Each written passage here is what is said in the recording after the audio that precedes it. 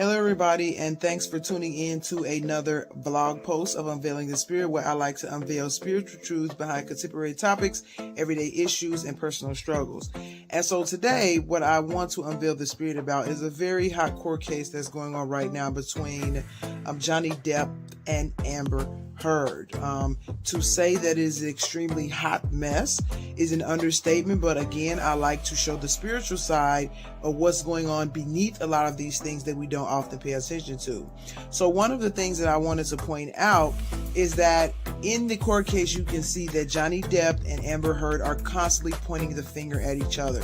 This is what happens a lot in relationships. People always look at the other person like they're the person that's doing something wrong, and then you yourself are softening your contribution to the problem.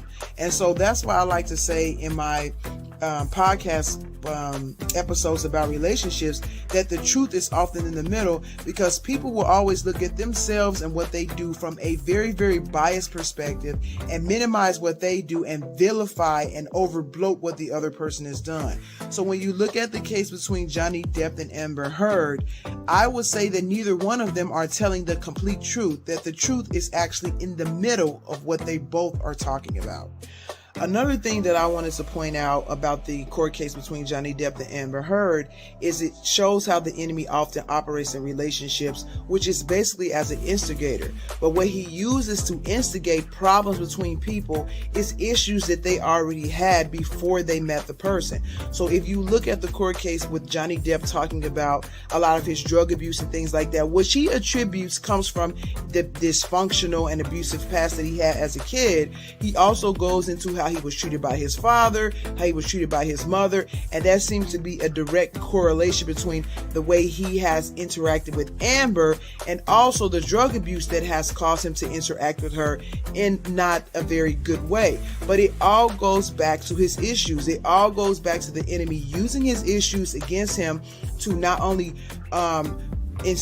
encourage him or push him into drug abusive behavior, but also how he's interacting with his partner and how he is using her to trigger the issues that Johnny Depp already has. As a matter of fact, he says himself that Amber Heard was like his mom.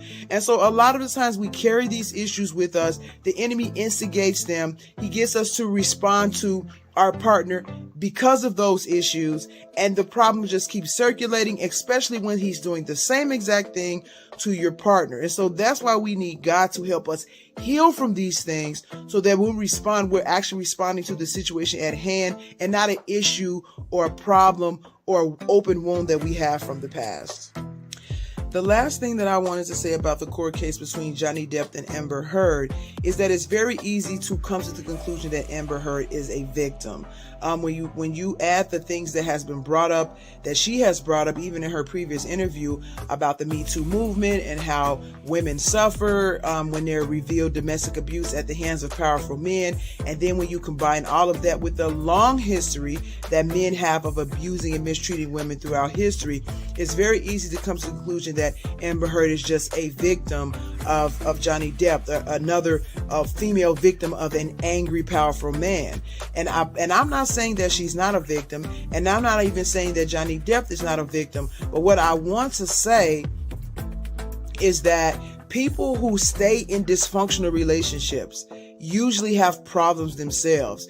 And so, yes, that doesn't mean that she is not a victim. It doesn't mean that Johnny Depp is not a victim. But the fact that they both tolerated abusive and dysfunctional behavior from each other shows that they both were abused and are dysfunctional people, because people only manifest what's in them. So whatever is in you is going to come out. And if you are a very mentally healthy person and you have never been abused and you don't believe in emotional abuse, when someone responds to you that way, guess what you're going to do? You're going to leave. You're not going to stay in and keep putting up with it and keep saying they're going to change and keep doing it. That shows that you already had an issue before you met the person. Even with Johnny Depp, he's saying she cut off his finger, she mistreated him, she has attachment issues and things like that. And it very well might be true. But the fact that he tolerated staying in a relationship with somebody who clearly has some issues also shows that he has some issues himself. And so when you attract what you are, and if you have issues, you attract people with issues. And that is why we have to clean up our own issues first so that we can be in a healthy state to contribute to a relationship in a meaningful way.